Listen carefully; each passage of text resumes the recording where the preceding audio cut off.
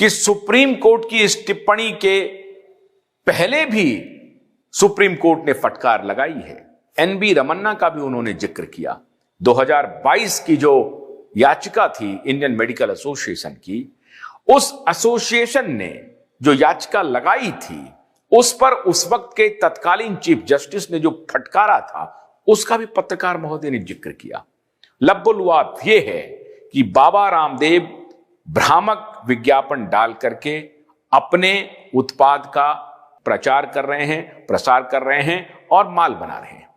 फिर उनके black money के ऊपर भी चर्चा हुई कि वो ब्लैक मनी को व्हाइट करने का एक नया कंसोर्टियम के रूप में इमर्ज कर रहे हैं।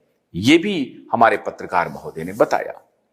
लेकिन जिस भ्रामक विज्ञापन को, चूंकि ये कह रहे हैं कि बाबा रामदेव दावा कर रहे हैं अपने विज्ञापन के जरिए कि हमारे इन उत्पाद से फलाना चीज ठीक हो जाता है या हमारे इस दवाई से फलाना रोग ठीक हो जाता है, यह अनुचित है। और इसलिए सुप्रीम कोर्ट ने कहा है कि अगर आपका ये जो दावा है गलत साबित हुआ तो हम 1-1 करोड़ रुपए का हर उत्पाद पर जुर्माना लगा देंगे और आपकी हर दवाई बंद कर देंगे। इसके बारे में हमने कल ही जिक्र किया था। पत्रकार महोदय को जैसे ये बात पता चली कि सुप्रीम कोर्ट ने यह टिप्पणी कर दी है, तल्ख टिप्पणी की है, पत्रकार महोदय ने एकदम से समझा कि इसमें कूद जाना चाहिए और कूद करके उन्होंने कहा कि बाबा रामदेव के ऊपर प्रतिबंध लगा देना चाहिए। लगाने की बात नहीं, भविष्य की बात नहीं, अभी लगा दीजिए। अगर आपको ऐसा लगता है, जांच पड़ताल भी मत कीजिए, कोई साइंटिफिक एविडेंस इकट्ठा मत कीजिए, आपको लग गया आप जुर्माना लगा दीजिए। आप तो ऑलमाइटी हैं, आप तो मी लॉर्ड हैं। इसलिए पत्रकार महोदय ने साफ साफ कहा कि आप जुर्माना लगा दीजिए। लेकिन पत्रकार महोदय ने, आज तक मैंने पूरी तहकीकात कर ली पत्रकार महोदय की कि क्या इन्होंने भ्रामक विज्ञापन जो अन्य कंपनियां देती रही हैं, जो भ्रामक के कैटेगरी में आता है, जिन कंपनियों को इंडियन मेडिकल एसोसिएशन इंडोर्स कर रही है उन विज्ञापन को, इसके कोई प्रमाण नहीं है, लेकिन इंडियन मेडिकल एसोसिएशन इन कंपनियों को इंडोर्स कर रही है, पैसा बना रही है, पैसा बना रही है। बिना पैसे के इंडोर्समेंट हो नहीं सकता। और इंडियन मेडिकल एसोसिएशन को किसी प्रोडक्ट के इंडोर्स करने में क्या दिलचस्पी हो सकती है? उनकी जरूरत क्या है? ये उनका मैंडेट है क्या? इस एसोसिएशन का ये मैंडेट नहीं है कि उन कंपनियों के विज्ञापन को आप इंडोर्स करें। ये इंडियन मेडिकल एसोसिएशन का मैंडेट नहीं है। सिलसिलेवार तरीके से हम आपको दिखाते हैं कि किस किस कंपनियों को इंडोर्स किया है इंडियन मेडिकल एसोसिएशन ने उनके विज्ञापन को। लेकिन उनके विज्ञापन को लेकर के पत्रकार महोदय ने कभी कोई टिप्पणी नहीं की। क्यों नहीं की, आज मैं आपको बताऊंगा।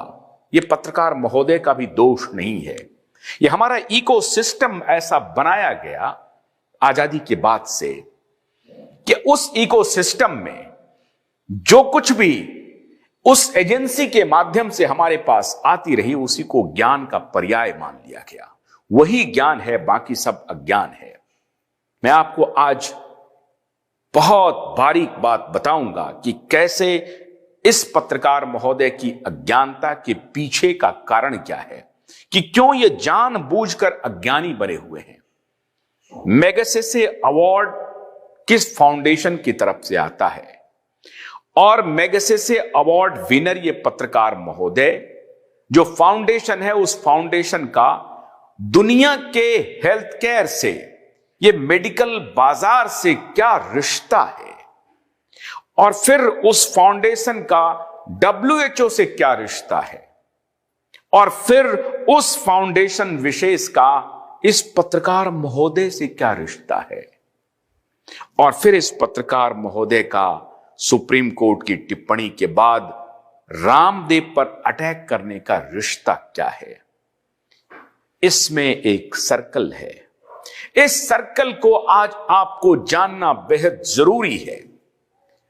मैं नहीं मानता हूं कि यह पत्रकार महोदय इस बात से अनभिज्ञ होंगे कि मैग्सेसे का जो अवार्ड उन्हें दिया गया है, आपको हैरानी होगी, मैग्सेसे अवार्ड विनर तो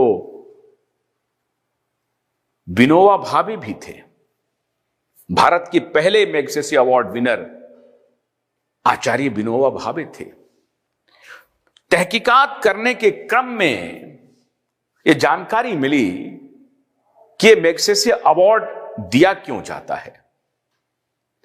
फिलीपींस एक देश है और उनके राष्ट्रपति रामन मैगसेसे के नाम पर यह अवार्ड दिया जाता है, और यह अवार्ड उनको दिया जाता है जो अलग अलग क्षेत्रों में विशेष कार्य करते हैं।